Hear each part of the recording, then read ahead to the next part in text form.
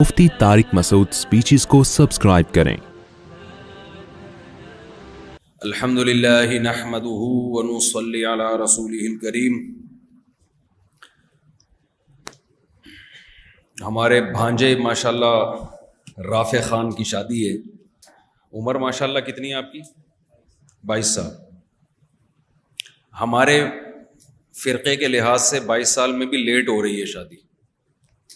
हम लोग का एक नया फ़िरक़ा आया है अभी निकाह के हवाले से ना, निकाह और शादी ब्याह के हवाले से मेरे बारे में मशहूर है कि इसने नया फ़िरक़ा निकाला है। जल्दी शादी, ज़्यादा शादियाँ और सादगी से। तो आम तौर पे चूँकि लोग ऐसी बातें करते नहीं हैं और अमली दुनिया में भी नहीं करते ऐसे काम, तो इसलिए मेरे बारे में ये मशहूर है। कोई जल्दी निकाह कर रहा हो तो लोग कहते हैं ये लगता है उसके बयानात सुनता है मौलवी तारिक मसूद साहब के। तो 22 साल की उम्र में माशाल्लाह इनका निकाह हो रहा है और आज रुखसती भी है। अल्लाह ताला बरकतें दे। तो हमारे फ़िरक़े के लिहाज से ये जल्दी नहीं हो रही बल्कि लेट हो रही है। ये बंद कर दें भाई, शोर होगा इसका पंखे का, ये बंद कर दें। तो मेरा जो फ़िरक़ा है वो अलग से कोई फ़िरक़ा नहीं है, वो इस्लाम का फ़िरक़ा है, इस्लाम का हुक्म है।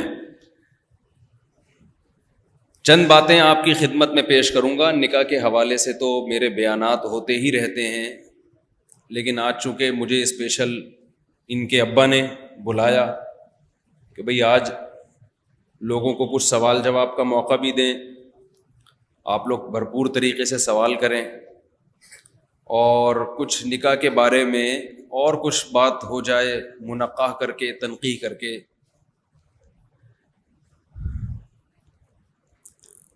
बाज़ दफ़ा ऐसा होता है कि निकाह की महफिल में मैं आखिरत पे बयान कर देता हूँ जाके, लेकिन मैं चूँकि देख रहा हूँ 2 दिन से ये बेचारा सहमा सहमा सा है, तो मैंने कहा कि अभी मौत पर बयान किया तो और ना डर जाए कहीं, इसलिए अभी हम शादी पे ही बयान करेंगे। देखें भाई माशाल्लाह, मैं और आप हम सब अल्लाह और उसके रसूल सल्लल्लाहु अलैहि वसल्लम को मानते हैं। अभी कल मेरा एक वलीमे में जाना हुआ, वहाँ एक साहब ने अपने 3 बेटों की शादी की इकट्ठी और 3 बहुएं उनके घर में आईं और तीनों बेटे करीबुल उम्र 22, 23, 24 इस तरह के होंगे। मुझे बड़ा अच्छा लगा ये मंजर देख के कि माशाल्लाह 2-2 दांत के अभी जवान हुए, बालिग हुए और तीनों बेटों को इकट्ठे ही निमटा दिया। तो मैंने उनसे कहा कि आप वो शख्स हैं जिनके को होलसेल के हिसाब से बहुएं मिली हैं। जब होलसेल के हिसाब से बहुएं आई हैं तो होलसेल रेट पे आ गई होंगी। क्या ख्याल है, खर्चा क्या हो गया? 3 वलीमे एक ही दफ़ा में निमट गए और बहुत सारे खर्चे एक ही दफ़ा में, तो होलसेल पे आ गई कि नहीं आ गई? तो मुझे बड़ा अच्छा लगा। मैंने कहा देखो, दुनिया में ना 2 तरह के लोग हैं, ये खूब अच्छी तरह दिमाग में बिठा लें। इस लड़के की अभी कोई बहुत ज़्यादा आमदन नहीं है, हमारे भांजे की, लेकिन अब्बा ने निकाह कर दिया। इसमें चंद चीज़ें हैं सीखने की, उनको खूब अच्छी तरह समझें जो हम दिमाग में बिठाना चाहते हैं। देखो, दुनिया में 2 किस्म के लोग हैं, एक अल्लाह को मानने वाले और एक ना मानने वाले। आपने अपने बारे में ये फैसला करना है कि हम मानने वालों में हैं या ना मानने वालों में। ये फैसला अमल से करना है। जबान से तो हम सब ने फैसला किया है अपने आप को। ये आवाज़ गूंज क्यों रही है? मुझे समझ में नहीं आ रही, इतनी गूंज रही है आवाज़। आ रही है सबको साफ आवाज़? यहाँ लगा के देखता हूँ, शायद इससे सही हो जाए।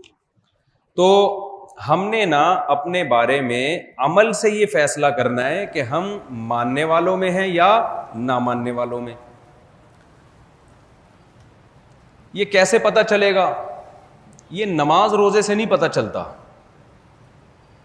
ये इससे पता चलता है کہ آپ اللہ پہ اعتماد اور توکل کرتے ہیں یا نہیں کرتے. جو کسی کو مانتا ہے نا تو اس کی صفات کے ساتھ مانتا ہے.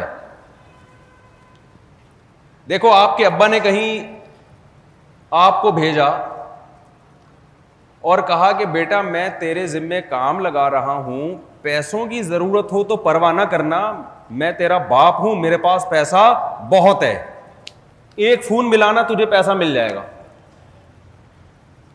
آپ گئے, مالی مشکلات میں آ گئے, نہ ابا کو آپ فون ملا رہے ہو, نہ ابا کی باتوں کی وجہ سے آپ کو اطمینان ہو رہا ہے, اور ڈپریشن اور ٹینشن میں جا رہے ہو مسلسل. ابا کو پتہ چل گیا تو ابا کو غصہ آئے گا کہ نہیں آئے گا؟ بھائی بول دینا, آئے گا کہ آئے گا. ابا کہے گا کہ بیٹا تو ٹینشن میں کیوں ہے؟ ابا جیب میں پیسے نہیں ہیں. ابا کہے گا میں نے تجھے 20 دفعہ تسلی دی تھی کہ میں تیرا باپ ہوں, آج تک کھلا پلا کے بڑا کر دیا, تو پیسوں کی ٹینشن نہ لینا. آپ کہہ رہے ہو ابا تو نے کہا تھا تو میرا ابا ہے اور میں تجھ پہ اعتماد کرتا ہوں, لیکن پتہ نہیں ٹینشن کیوں ہو رہی ہے. ابا کہے گا تو جھوٹ بول رہا ہے, تو مجھے اپنا ابا نہیں مانتا اور میری باتوں پہ تجھے اطمینان نہیں. تو اللہ میاں کا اپنے بندوں کے ساتھ معاملہ بھی یہی ہے. جو اللہ کو ماننے والے ہیں ان کا لائف اسٹائل توکل کے معاملے میں الگ ہوتا ہے, جو اللہ کو نہیں مانتے ان کا لائف اسٹائل تھوڑا سا ڈیفرنٹ ہوتا ہے. وہ ڈیفرنٹ لائف اسٹائل کیا ہوتا ہے وہ میں آپ کے سامنے واضح کرتا ہوں, پھر آپ کو پتہ چل جائے گا ہم ماننے والوں میں ہیں یا نہ ماننے والوں میں. سمجھتے ہو کہ نہیں سمجھتے؟ نہ ماننے والوں کی جو سب سے پہلی صفت ہے نا, وہ ہر چیز کو کیلکولیشن کے ذریعے ناپتے ہیں. جو نہیں مانتے اللہ کو, وہ ہر وقت کیلکولیٹر لے کے بیٹھے ہوئے ہوتے ہیں, کالو کا لیٹر وہ لے کے بیٹھے ہوئے ہوتے ہیں ہر وقت. وہ یہ دیکھتے ہیں میری آمدن مہینے کی مثال کے طور پر 50,000, بھائی 50 لکھا, اب آگے خرچے لگاؤ بھائی. روزانہ 2 انڈے کا ریٹ پوچھا بھائی دکان والے سے کیا چل رہا ہے, 1 درجن, چلو بھائی 1 درجن انڈے ہو گئے, 2 انڈے میں نے کھانے روزانہ, پھر یہ ہے, پھر اتنا پانی, پھر یہ گیس کا بل, پھر بجلی کا بل. او بھائی یہ تو آخر میں رزلٹ کیا آ رہا ہے؟ 0 آ رہا ہے. جب 0 آ رہا ہے تو صدقات و خیرات یہ ہو سکے گا؟ او بھائی ہم پاگل ہیں یار, ہمارے لیے خود اس مہنگائی کے دور میں سروائیو کرنا, چلنا پھرنا مشکل ہے. ہم صدقہ خیرات کرنا شروع کر دیں, کھلانا پلانا شروع کر دیں, شادی بیاہ کی باتیں شروع کر دیں, نسل بڑھانا شروع کر دیں. اور یہ پرانے زمانے کے مولویوں کی باتیں ہیں. یہ سائنس اور ٹیکنالوجی کا دور ہے. اس زمانے میں اصل میں لوگوں کو حساب و کتاب آتا نہیں تھا, انڈے کے ریٹ پتہ نہیں تھے ان کو. اصل میں اس زمانے میں یہ نہیں پتا تھا دودھ کتنا مہنگا ہو گیا, پیٹرول کتنا مہنگا ہو گیا, معیشت کہاں جا رہی ہے. پرانے زمانے کے پہاڑوں پتھروں کے دور کے لوگ جنہیں اور کوئی کام ہی نہیں تھا, ان کے کام تھے پہاڑوں پتھروں کے دوروں کے لوگوں کے کہ خرچ کرو. اب ہر چیز ایک مینجمنٹ آ گئی ہے, ماہر معیشت پیدا ہو گئے ہیں, وہ کیلکولیشن کر کے ایک ایک چیز بتاتے رہتے ہیں. وہ ایسا دیکھتے ہیں کہ جیسے کنویں میں پانی آتا ہے نا, کنویں میں پانی, محلے والے آ گئے یار تمہارے کنویں میں پانی ہے, ہمارے نلکوں میں نہیں آ رہا, تو تھوڑا سا ہمیں بھی دے دو. تو وہ کیا کرتے ہیں, کنویں کو انہوں نے ناپنا شروع کیا, اس میں کتنے گیلن پانی ہے. پانی کو ناپا انہوں نے اور گیلن نکال لیے کہ بھائی اتنے گیلن پانی ہے اور مجھے روزانہ اتنے گلاس پانی کی ضرورت ہے.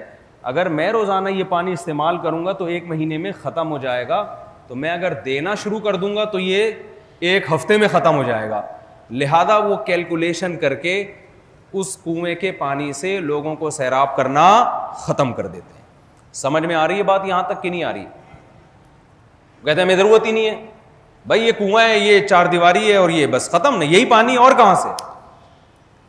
یہ وہ عقل ہے جو وحی کی تعلیمات سے منور نہیں ہوتی. یہ لوگ یہ دیکھتے ہیں کہ بچہ جب پیدا ہوتا ہے تو ماں کی چھاتیوں میں اللہ دودھ پیدا کر دیتے ہیں, یہ چیز تو نظر آ رہی ہے. لیکن بچے کو صرف دودھ کی ضرورت نہیں ہے, بچے کو بیماریوں کے علاج کے لیے پیسے بھی چاہیے. بچہ جب تھوڑا سا بڑا ہوگا تو اسکول کے لیے فیسوں کے پیسے بھی چاہیے, کنوینس کا انتظام بھی چاہیے, ایجوکیشن کے پیسے بھی چاہیے, اور بہت کھلونوں کے پیسے بھی چاہیے, اور مختلف قسم کے ٹیکے ٹھوکنے کے پیسے بھی چاہیے, اور اتنی بچوں کے سر مڈانے کے پیسے بھی چاہیے. ہر مہینے ہیئر میرے ہوتے ہیں تو اس لیے مجھے پتا ہے 400 روپے ریٹ چل رہا ہے ابھی. ہر ہفتے میرے 400 روپے ہول سیل کے حساب سے ہمارے بچے ہیں نا, اللہ کا فضل ہے, اللہ برکت دے. اور تو 400 روپے جو لڑکے ہیں, جو میل ہیں, ان کا 400 روپے کٹائی ہے. اس کو میں نے اپلیکیشن میں لکھا ہے 4 فی بچہ اتنے روپے بال کٹائی, ٹھیک ہے نا. تو ہیئر کٹنگ کے پیسے بھی, اور ختنے کی کٹنگ بھی ہوتی ہے, بہرحال وہ بھی ایک خرچہ ہے. تو مختلف قسم کے پیسوں در پیسوں کی کیلکولیشن جب ہم کرتے ہیں تو اس مہنگائی کے دور میں عقل یہ کہتی ہے کہ یہ ممکن نہیں ہے. لہذا پیسہ جمع کرو, کھاؤ پیو, اس کو خرچ کرنے کی کوشش مت کرو. یہ وہ عقل ہے جو اللہ کو نہیں مانتی, اللہ پہ اعتماد اور توکل کی قائل نہیں ہے. یہ وہ عقل ہے جو انگریزوں کی عقل ہے. انہوں نے یہ عقل استعمال کر کے نسل بھی روکی, شادی بیاہ سے بھی اجتناب کیا, اور انہوں نے کہا ہم اسی طرح ترقی کر سکتے ہیں. اور پیسہ جمع کرتے کرتے کرتے اتنا پیسہ ہے ان لوگوں کے پاس کہ آپ کی سوچ سے بھی زیادہ ہوگا. میں تو ملکوں کا دورہ کر کے آیا ہوں نا, وہ کہتے ہیں ابھی تو یہ وہ پیسہ ہے جو نظر آ رہا ہے, جو خزانے ہم نے چھپا کے رکھے ہوئے ہیں ان ملکوں نے, ان کے تو ڈھکن ابھی کھلے ہی نہیں ہیں. ارے دیگوں میں کھانا تقسیم ہو رہا ہوتا ہے نا, میزبان ڈر رہا ہوتا ہے کہ یار یہ تو اتنی سپیڈ سے مہمان کھا رہے ہیں, یہ تو ختم ہو جائے گا. تو باورچی آ کے کہتے ہیں حضرت 10-15 دیگیں تو ہوئے جن کے ڈھکن ابھی کھلے, بولو نہیں ہے, وہ ڈھکن کھلیں گے تو پھر دیکھنا, ٹینشن نہ لو. تو یورپ اور امریکہ کے پاس جو خزانے ہیں نا, یہ وہ خزانے جن دیگوں کے ڈھکن کھل چکے ہیں. ابھی سینکڑوں دیگیں ان کی ایسی ہیں جن کے ڈھکن ابھی کھلے نہیں ہیں. بات سمجھ میں آ رہی ہے کہ نہیں آ رہی؟ لیکن اسباب پر اتنا اعتماد اور اتنا توکل ان لوگوں کا, اللہ کو تو ڈکشنری سے نکال دیا نا کہ نسلیں ختم ہونا شروع. اتنا پیسہ, مگر باپ اولاد کیوں پیدا نہیں کر رہا کہ بھئی گزارا, بولو نہیں. اس غربت, امریکہ میں بیٹھ کے بات کر رہے ہیں, اس غربت اور مہنگائی میں گزارا نہیں ہوتا ہمارا. یورپ میں, جرمنی میں, ناروے میں گورا یہ باتیں کر رہا ہے کہ بھائی ہمارا گزارا نہیں ہوتا. یہ وہ عقل ہے جو وحی کے نور کے بغیر استعمال ہوتی ہے. اور ایک عقل وہ ہے جو مزین ہوتی ہے قرآن سے, پیغمبروں کی تعلیمات سے. وہ عقل کیا کہتی ہے؟ وہ الٹا سوچتی ہے. وہ عقل یہ کہتی ہے کہ بچہ جب دنیا میں آتا ہے تو ماں کی چھاتیوں میں دودھ پیدا ہوتا ہے. اب جو ظاہر پرست ہے وہ کہتے ہیں بس دودھ پیدا ہو رہا ہے نا, بچے کو دودھ کے علاوہ بھی تو بہت سی چیزوں کی ضرورت ہے. لیکن جس کی عقل کامل ہوگی نا, وہ کہتا ہے کہ دیکھو اس وقت چونکہ بچے کو دودھ کی ضرورت تھی, میرے رب نے ایسا دودھ پیدا کر کے دکھایا کہ اس پوری کائنات میں اس کا متبادل دودھ کہیں بھی ہمیں نہیں ملتا. سائنسدان عاجز آ گئے ایسا دودھ بنانے سے. اس کا مطلب وہ رب جو عرش پر بیٹھا ہوا ہے وہ میری اولاد کی ضرورتوں کو مجھ سے زیادہ جانتا ہے. یہ دودھ پیدا کرنا ایک علامت ہے کہ جو دودھ پیدا کر سکتا ہے وہ باپ کی جیب میں بیماریوں کا خرچہ بھی پیدا کر سکتا ہے, وہ ایجوکیشن کے خرچے بھی پیدا کر سکتا ہے, وہ اسکول لانے لے جانے کے لیے کنوینس کا خرچہ بھی پیدا کر سکتا ہے, وہ ہر قسم کی کٹائی کا خرچہ بھی دے سکتا ہے. یہ وہ عقل ہے جو خدا کے ماننے والوں کی عقل ہے. میں سمجھا پا رہا ہوں اپنی بات کے نہیں؟ یہ وہ عقل ہے جو کس کی عقل ہے؟ جو اللہ پر ایمان لاتے ہیں. وہ یہ دیکھتے ہیں کہ کنویں میں جو پانی جمع ہوا ہے,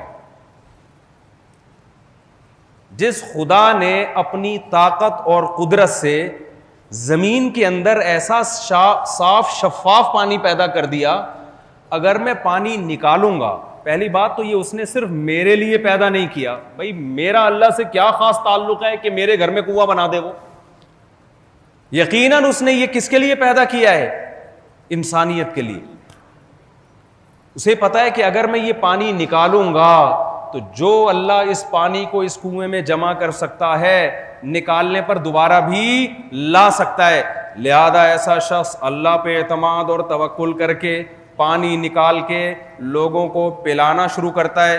جیسے جیسے پانی نکلتا ہے دو فائدے اس کو ہوتے ہیں. نمبر ایک تو پانی میں تازگی رہتی ہے, اگر وہ پانی کھڑا رہے گا آہستہ آہستہ سڑنا شروع ہو جائے گا, اس کے قابل بھی نہیں رہے گا. لیکن جہاں نکالنا شروع کیا پانی میں تازگی آنا شروع ہو گئی. ایک فائدہ تو یہ ہوا. دوسرا فائدہ یہ ہوا کہ پانی کے جو سوتے ہیں, جو دراڑیں ہیں, وہ کھلنا شروع, پانی کا بہاؤ اس کے کنویں کی طرف زیادہ. سارے محلے کا پانی بالآخر کہاں کے جمع ہونا شروع ہوتا ہے, اسی کنویں میں جمع ہوتا ہے جس کنویں سے پانی زیادہ نکالا جائے. تو رزق کے دروازے بھی اللہ اس کی طرف کھول دیتے ہیں, اور اللہ نے جو اس کو رزق دیا ہے اس کو بھی برکت والا بنا دیتے ہیں. یہ ان لوگوں کی سوچ ہے جو خدا پر ایمان رکھتے ہیں. نہیں آ رہی بات میرا خیال ہے سمجھ میں؟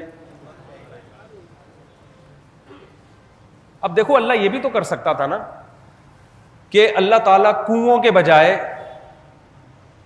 سمندر پیدا کر دیتا میٹھے پانی کا, تاکہ انسانوں کو ٹینشن ہی نہ ہو. اب انسان پریشان ہے نا, پانی کہاں ہے بھائی, پانی کہاں ہے, یہ تو اتنا سا پانی ہے. اللہ کہتے ہیں نکالو گے تو دوں گا.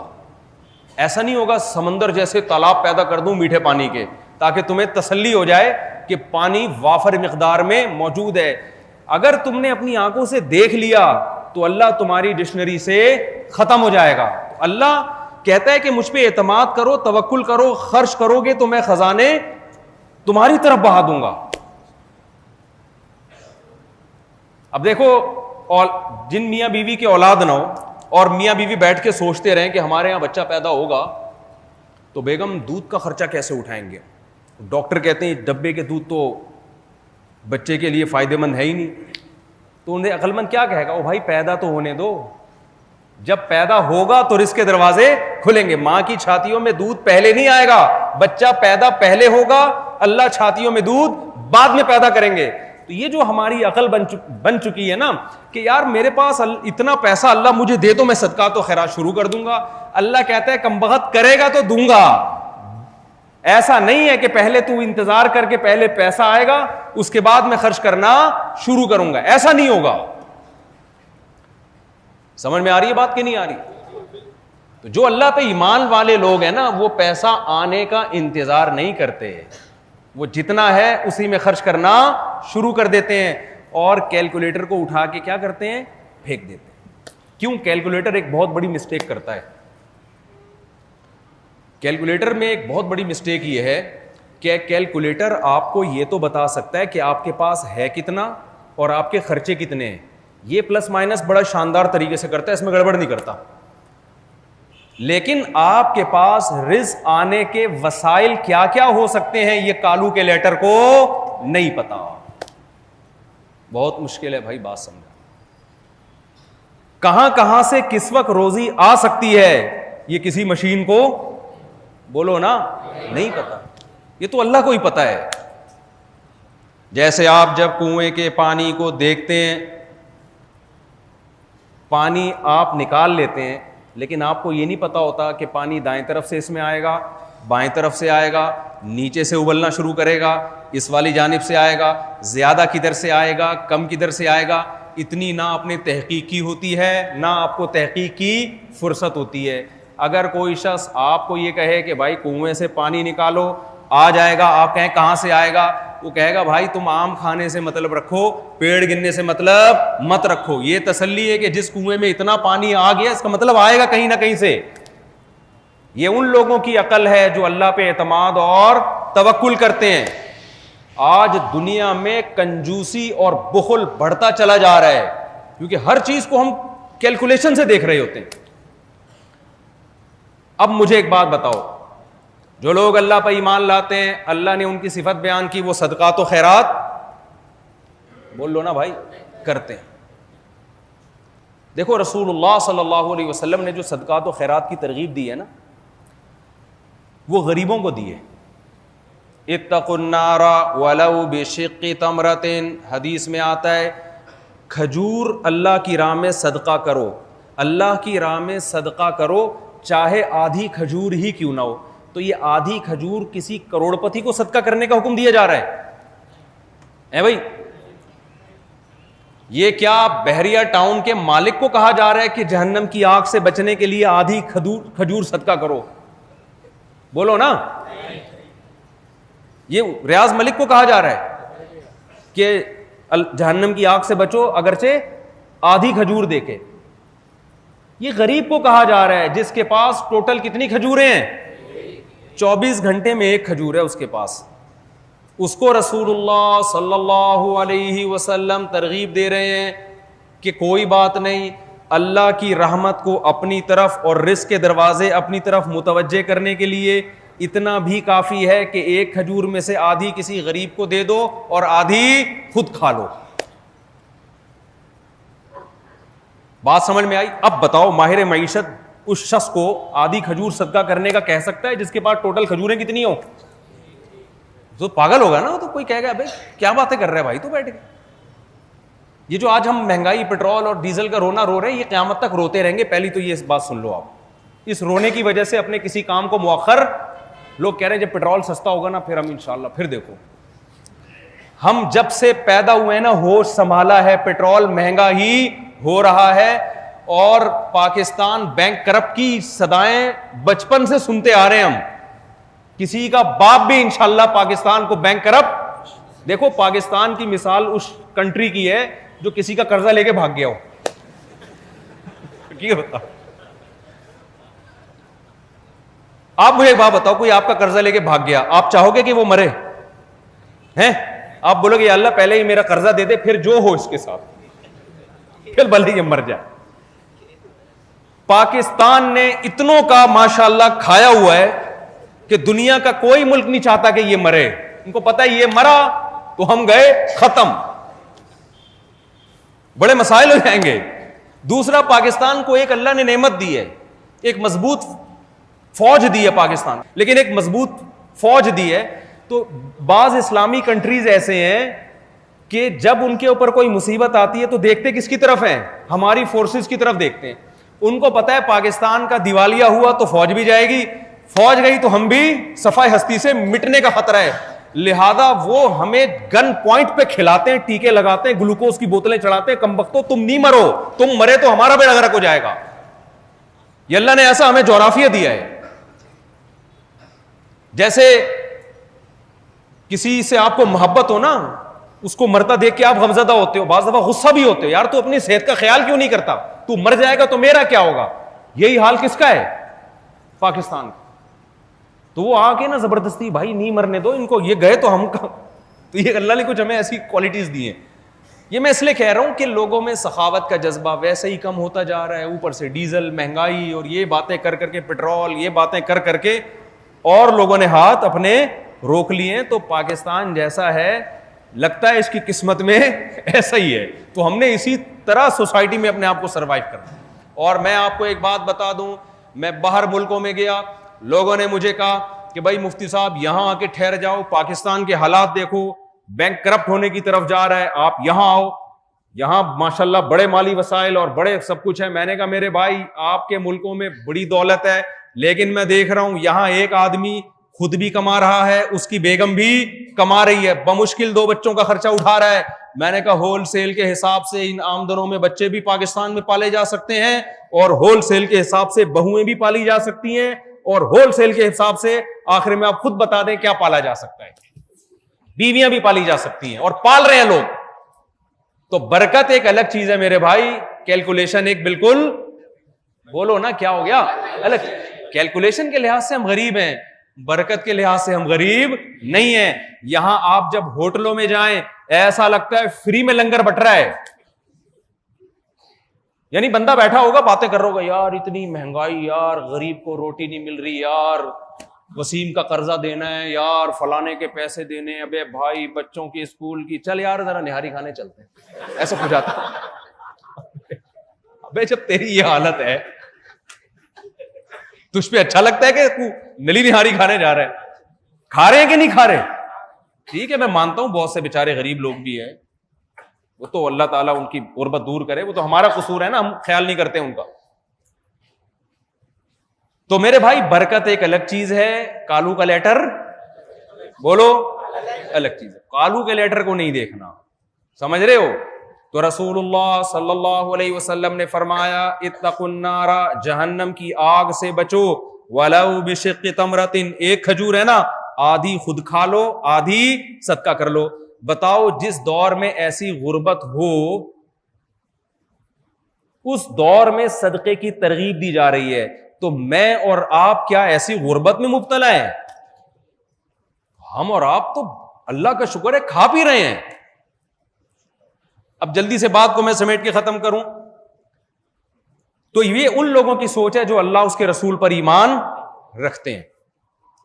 اب یاد رکھو صدقے کی there are two types of صدقہ. صدقے کی کتنی قسمیں ہیں؟ دو.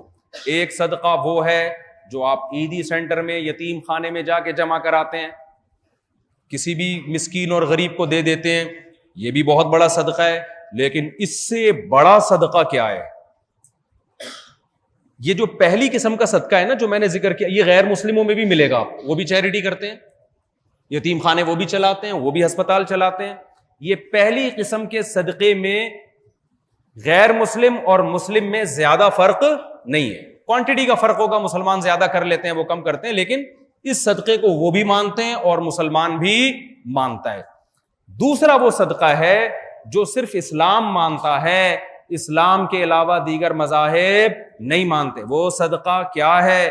وہ ہے ما تجعل فی امرأتک, آپ غریب ہونے کے باوجود نکاح کرو تاکہ بیگم کو کھلاؤ, پھر اولاد پیدا کرو تاکہ اولاد پہ خرچ کرو. یہ والا صدقہ اسلام کی نظر میں پہلے والے صدقے سے کروڑہ گنا افضل ہے. کیوں؟ دو وجہ سے.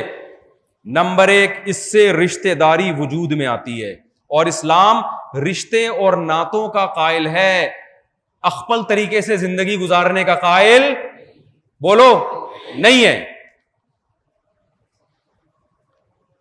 غیر مسلموں میں نا انڈیویجولی طور پہ زندگی گزار رہے ہیں, ہر آدمی اپنی, بھائی میں کما رہا ہوں, میں کھا رہا ہوں, میں ٹیکس دیتا ہوں, بس. اسلام اس کا قائل بولو نا نہیں.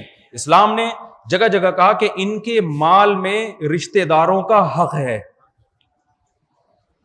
رشتہ دار پہ خرچ کرنے کے بارے میں کہا کہ دو اجر ہے, ایک رشتے جوڑنے کا اور ایک صدقہ کرنے کا. افضل الصدقۃ ما تجعل فی امرأتک, نبی نے فرمایا سب سے بہترین صدقہ وہ ہے جو اپنی زوجہ کو کھلاتے ہو. تو زوجہ ہوگی تو کھلائے گا نا, نہیں یہی بات سمجھ لو. اپنے اہل و عیال کو, ابدأ بمن تعول, جو تمہارے اہل و عیال ہیں جن میں بیوی بچے, سب سے پہلے آپ نے فرمایا سب سے پہلے اسٹارٹ کہاں سے کرنا ہے؟ وہاں سے اسٹارٹ کرنا ہے. صحیح ہے مسلم کی حدیث, حدیث کا مفہوم ان لوگوں پر اللہ کی لعنت ہے جو اس لیے نکاح نہیں کرتے کہ ہمیں خرچ کرنا پڑے گا اور اولاد کو کھلانا پڑے گا, تو وہ سوسائٹی پہ بوجھ بنے رہتے ہیں کہ ہمیں محنت نہ کرنی پڑ جائے, کیونکہ جب نکاح کرتا ہے تو محنت کر کے کھلانا پڑتا ہے نا. تو اسلام کس زندگی کو پسند کرتا ہے؟ کھلانے والی, کھانے والی یا کھلانے والی؟ کھلانے والی. پھر کھلانے میں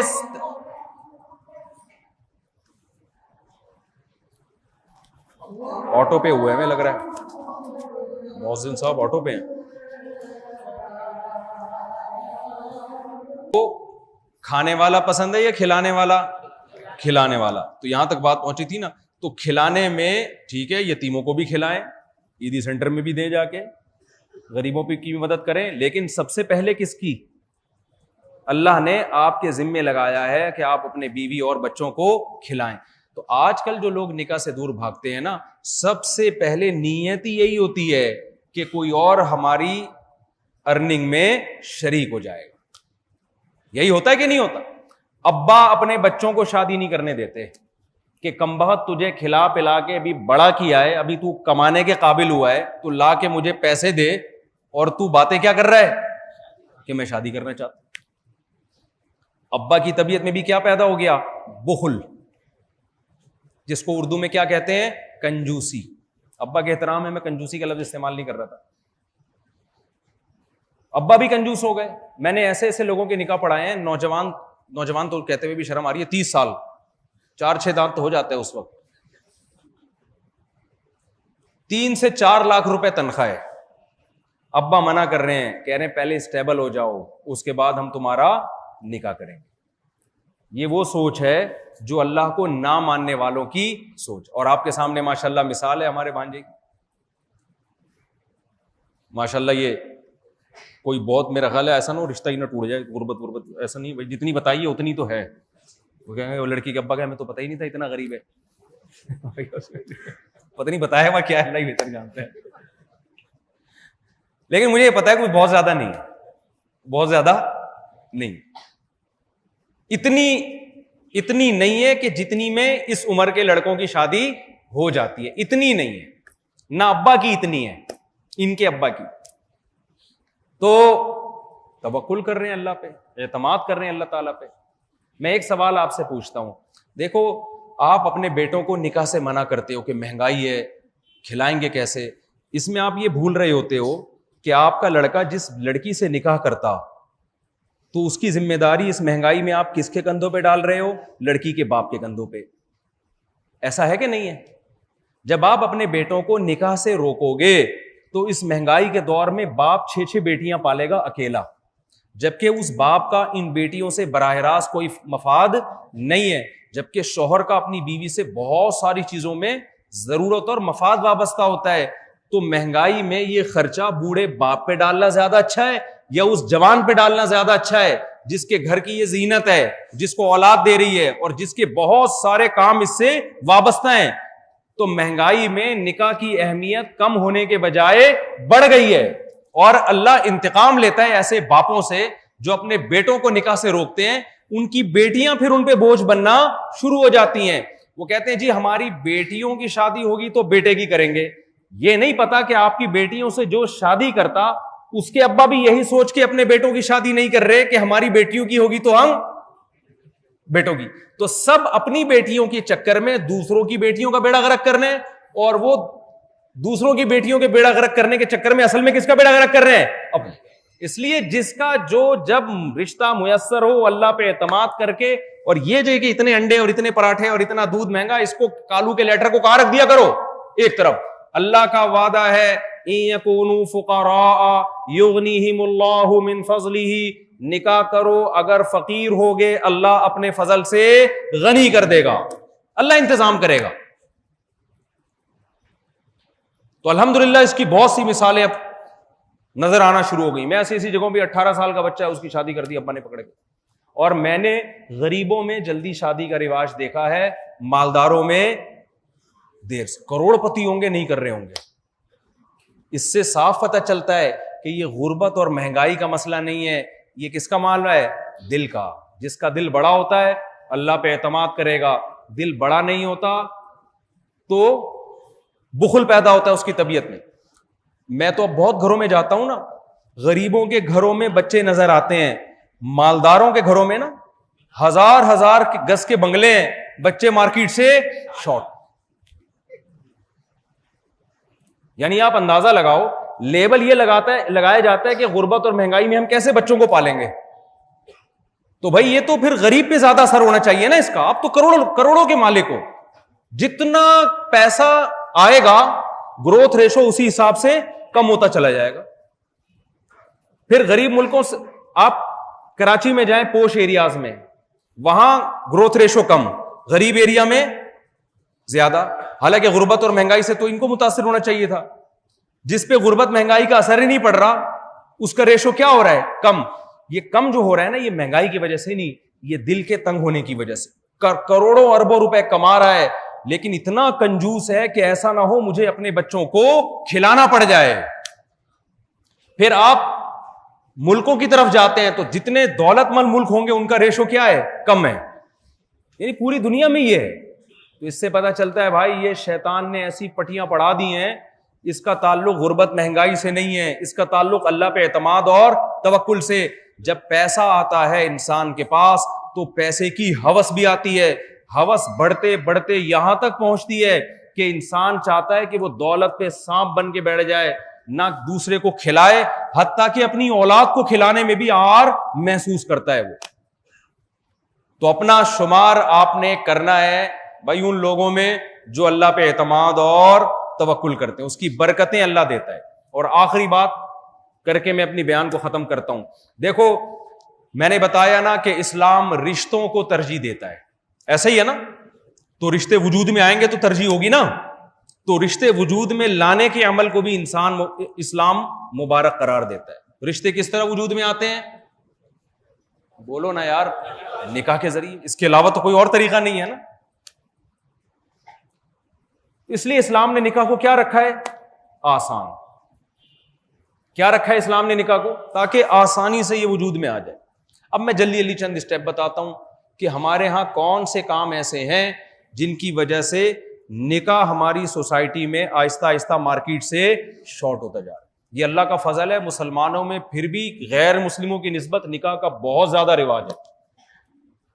غیر مسلموں میں تو بالکل ہی ختم, اور اس کا آگے ان کی جو نسل آ رہی ہے نا اس کو بھیانک انجام وہ دیکھ رہے ہیں. ابھی میں ایک جگہ میرا بیان تھا, وہاں کچھ بہت ساری لبرل انٹیاں بیٹھی ہوئی تھیں.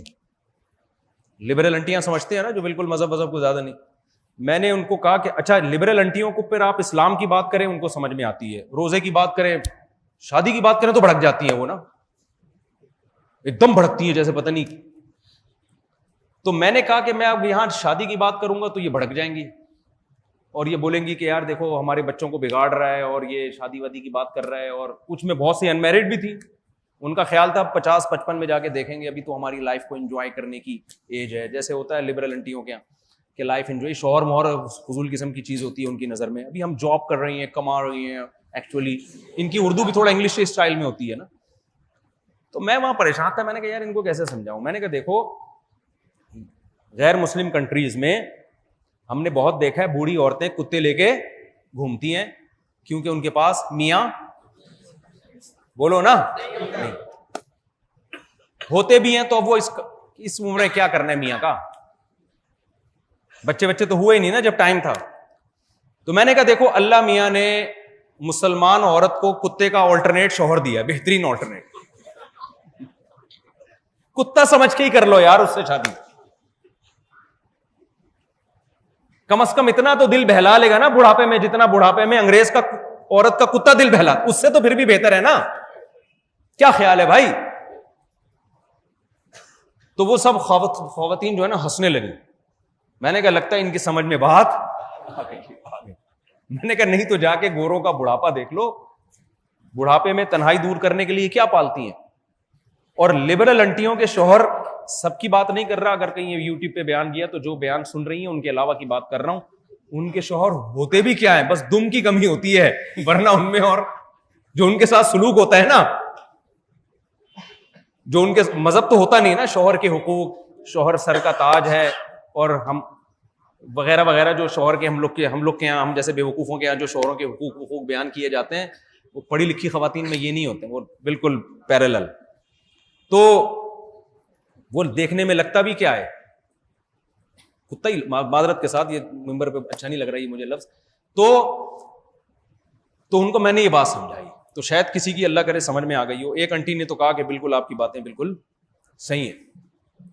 تو جلدی سے میں بات کو سمیٹ کے ختم کرتا ہوں. پہلا کام کیا کرنا ہے, نکاح کو ہم نے کیا کرنا ہے, بہت آسان. مشکل کیسے ہوتا ہے؟ نمبر 1, غربت اور مہنگائی کو رکاوٹ سمجھا جاتا ہے, اس رکاوٹ کو ہم نے سائڈ پہ کر دینا ہے, ہٹا دینا. نمبر 2, استخاروں کی بھیٹ چڑھایا جاتا ہے. جب آپ پیغام لے کے جاتے ہیں, ان کے مولوی صاحب استخارہ نکالتے ہیں, آپ کے مولوی صاحب استخارہ نکالتے ہیں, اچھے اچھے رشتے استخاروں کی بھیٹ چڑھ جاتے ہیں. حالانکہ استخارہ تو ایک دعا ہے, اللہ جو بہتر ہے مقدر کر دے, اس میں نکلے گا کچھ بھی نہیں. اگر نکل رہا ہے تو آپ کے دماغ کا فطور ہے, اللہ کی طرف سے استخارے میں کوئی مشورہ نہیں ملتا. حدیث میں آتا ہے اچھا تمہاری طرف پیغام آئے نکاح کا, ہاں کر دو. یہ نہیں کہا کہ استخارہ نکال کے انکار کر دو. استخارے کی حقیقت کیا ہے, میرا ایک کلپ ہے یوٹیوب پہ, استخارہ لکھ کے سرچ کریں گے آ جائے گا. استخارے کا میں منکر نہیں ہوں, لیکن 2 قسم کے استخارے ہیں. ایک جو سوسائٹی میں رائج ہو گیا ہے, غلط استخارہ ہے یہ. ایک جو سنت ہے وہ الگ استخارہ ہے. سمجھتے ہو کہ نہیں سمجھتے؟ دوسرا کام, رشتوں کو استخاروں کی بھیٹ بولو نہیں چڑھانا. تیسری بات, اسلام میں بارات نہیں ہے, لڑکی کے ابا پہ کھانے پلانے کا خرچہ نہیں ہے, مسجد میں اعلان کے ساتھ نکاح ہو, اور کھانا کون کھلائے گا اگلے دن؟ لڑکے والے ولیمہ کریں گے. تو اس بارات کے سیٹ اپ کو ہم نے اپنی سوسائٹی سے ختم کرنا ہے. چوتھا, اسلام میں جہیز نہیں ہے. نان نفقہ, گھر کے لوازمات کس کے ذمے ہیں؟ بولو شوہر کے ذمے ہیں. تو یہ شوہر ہی کے ذمے ڈال لیں, مہنگائی کے دور ہو یا وہ اس کا ہیڈ ایک ہے, یہ لڑکی والوں کا ہیڈ ایک نہیں ہے. یہ چوتھا مسئلہ ہو گیا. پانچویں بات, نکاح کی جب بات طے ہو جائے, کہیں ہو جائے تو اس میں جلدی کرنی. کرتے کیا ہے کہ جی بات طے ہو گئی, 6 سال کے بعد نکاح ہوگا, 8 سال کے بعد نکاح ہوگا, ابھی بچی پڑھ رہی ہے, یہ کر رہی ہے, وہ کر رہی ہے. اس میں اتنے فسادات ہیں کہ ان کو میں بیان کروں تو ایک لمبی فہرست ہے ان فسادات. اسلام میں خطبے اور منگنی کا لفظ نہیں ہے, ٹھیک ہے نا. آپ ہاں کرنے میں دیر لگا دیں, جلد بازی نہ کریں, لیکن جب ہاں ہو گیا تو ہاں کا مطلب نکاح ہے. سمجھتے ہو کہ نہیں سمجھتے ہو؟ یہ چند چیزیں ہیں جس سے ہماری سوسائٹی میں نکاح آسان ہوگا, اور انشاءاللہ اس سے خیر اور برکتیں ہماری طرف متوجہ ہوں گی.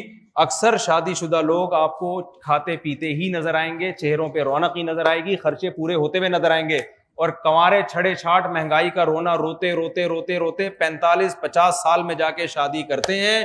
اس کے بعد وہ کہتے ہیں کہ نہ ہی کرتے تو اچھا تھا. چلو بھائی اب جلدی سے ہم نکاح پڑھا دیں. رافع خان ولد عارف خان, عائشہ بنت محمد نصیر, اور مہر کتنے ہے جی؟ 75,000. دلہن کے وکیل کون ہیں جی؟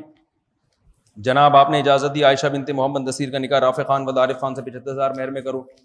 الحمدللہ نحمده ونستعینه ونستغفره ونؤمن به ونتوکل علیہ ونعوذ باللہ من شرور انفسنا ومن سیئات اعمالنا من يهده الله فلا مضل له ومن يضلل فلا هادی له ونشهد ان لا الہ الا اللہ وحدہ لا شریک له ونشهد ان محمدا عبدہ ورسولہ صلی اللہ تعالی علیہ وعلی آلہ واصحابہ وبارک وسلم تسلیما کثیرا کثیرا. اما بعد فاعوذ باللہ من الشیطان الرجیم. بسم اللہ الرحمن الرحیم. یا ایھا الناس اتقوا ربکم الذی خلقکم من نفس واحدۃ وخلق منها زوجها وبث منهما رجالا كثيرا ونساء واتقوا الله الذي تساءلون به والارحام ان الله كان عليكم رقيبا. وقال تعالى يا ايها الذين امنوا اتقوا الله وقولوا قولا سديدا يصلح لكم اعمالكم ويغفر لكم ذنوبكم ومن يطع الله ورسوله فقد فاز فوزا عظيما. وقال النبي صلى الله عليه وسلم النكاح من سنتي وقال فمن رغب عن سنتي فليس مني. وقال النبي صلى الله عليه وسلم تزوجوا الودود الولود فإني مباهي بكم الأمم. وقال النبي صلى الله عليه وسلم تزوجوا ولا تكونوا كرهبان النصارى. جناب رافع خان بل عارف خان, میں نے 75,000 مہر میں آپ کا نکاح عائشہ بنت محمد نصیر سے کیا. آپ نے اس نکاح کو قبول کیا؟ جزاک اللہ. دعا کریں اللہ تعالیٰ برکت دے. الحمدللہ رب العالمین والعاقبۃ للمتقین والصلاۃ والسلام علی رسولہ الکریم وعلی آلہ وصحبہ اجمعین. اے اللہ اس نکاح کو اپنے دربار میں قبول فرما. اے اللہ اس کی برکتیں زوجین کو تادم حیات نصیب فرما. تادم حیات آپس میں محبت الفت کے ساتھ رہنے کی توفیق نصیب فرما. آپس کے اختلاف و انتشار سے, لڑائی جھگڑوں سے, ہر قسم کے شر فساد سے اللہ اس جوڑے کی حفاظت فرما. اے اللہ اس نکاح کو دونوں کے خاندانوں میں جوڑ کا ذریعہ بنا, محبت الفت کا ذریعہ بنا. دونوں کے خاندانوں کو غلط فہمیوں سے, شیطان کے ہر قسم کے شر سے اللہ محفوظ فرما. جس کی جو جائز مراد ہو اللہ اس کی مراد کو پورا فرما. ربنا آتنا فی الدنیا حسنۃ وفی الآخرۃ حسنۃ وقنا عذاب النار. صلی اللہ تعالی علی خیر خلقہ محمد وعلی آلہ وصحبہ اجمعین برحمتک یا ارحم الراحمین. ایک اہم بات, ماشاءاللہ یہ بچہ عالم بن رہا ہے, ابھی دوسرے سال میں ہے نا, تو عالم ابھی 6 سال باقی ہیں اس کے فراغت میں, تو تعلیم کے دوران ہی ہو گیا نا نکاح. تو اس کو بھی پروموٹ کریں کہ ابھی ایجوکیشن چل رہی ہے, نمٹا دو ساتھ میں, صحیح ہے نا.